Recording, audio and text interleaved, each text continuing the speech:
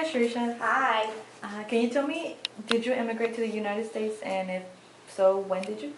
No, I didn't. My parents immigrated to the United States in 1983 or 1984, and I was born in 1991. I was born in South Carolina. Okay. Mm-hmm. What is your knowledge of immigration? Like immigration form or Just general knowledge of immigration. I know how like the immigration process works. Like coming from India, I think it's different based on every country. So both my parents. Let me try to remember. So my dad was a PhD student here, and so he had like a student visa. And then my mom came as like a spousal visa, I guess it's called. And then my brother came along with her. So yeah, so I know that there's a lot of process with a green card and a visa, and then like obtaining citizenship, and then going to the next step of like being able to be like a permanent resident, and like I know it's a really long process, and I know it's a really tedious process. Okay. Yeah. So what is your stance on immigration, and more specifically on undocumented immigration, which is being talked about in the immigration reform debate now? Mm-hmm. What's your stance on this? I think it's hard to have like one stance or another. I think that overall, I think especially with a lot of like undocumented immigrants, that it's really more about like education. I think like if people are here and they've immigrated but they're undocumented, that there should be more resources given to them rather than just like putting them in jail or like kicking them out of the country and deporting them. I think that they should be more instructed on like the path to citizenship versus just being punished as if they've committed a crime. When I don't really feel like they intend, like not all of them, but I don't feel like all of them intend for immigrating to be a crime. So I think that there should just be more resources for them rather than treating them like criminals. So you would generally agree with reform?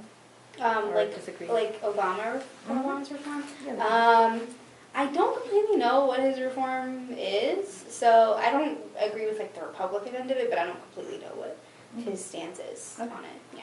Right. Okay, so as you may know, over the years, there's been a change in the political climate, and this has led to changes in immigration law, and also about with the public attitude towards immigration. For example, immigrants were able to process their citizenship much faster, and with the amnesty of 1986, known as the Braceros program here. However, after circumstances such as 9/11, immigration law and public opinion changed dramatically in a much more negative way. Have you noticed this shift in public attitude, and if so, what has been your personal experience with immigration? Yeah, I think I've definitely noticed the shift. I was a little kid when 9/11 happened, so I don't have a lot of knowledge before that, but I think that, I don't have experience so much with people like wanting to prohibit immigrants, but more so like negative attitudes towards immigrants that are already here.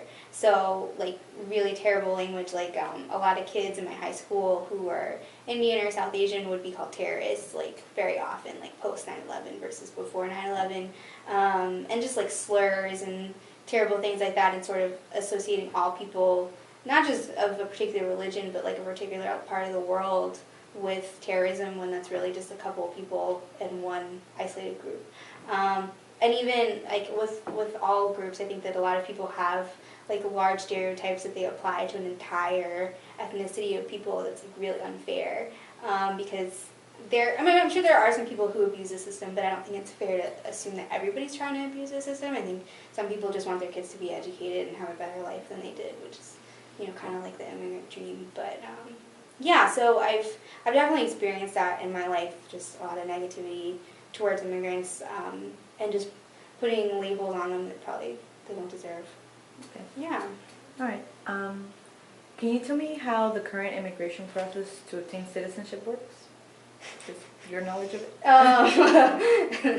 Don't know a lot about it. I know from India, just because a lot of my cousins are doing this now.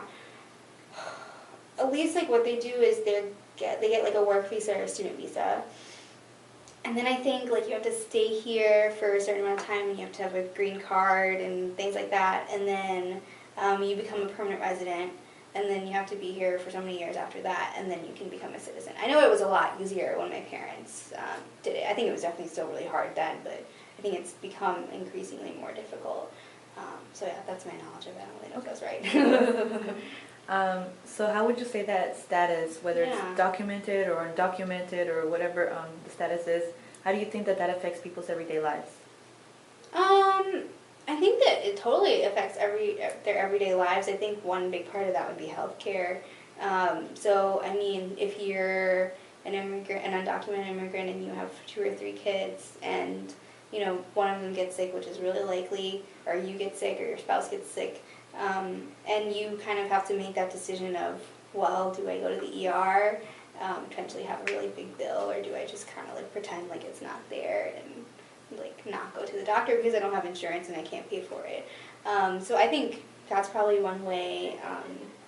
There's also a lot fewer rights like voting and things like that. So like I'm sure there's a lot of people who are undocumented immigrants who would like to vote and have a voice on immigration reform or anything else, but they don't get that. But at the same time, they have to pay taxes and contribute to the wealth of the nation. So yeah. All right. All right, Shirisha, well, that's all we have for you. So thank you for your time. No problem. Thank you.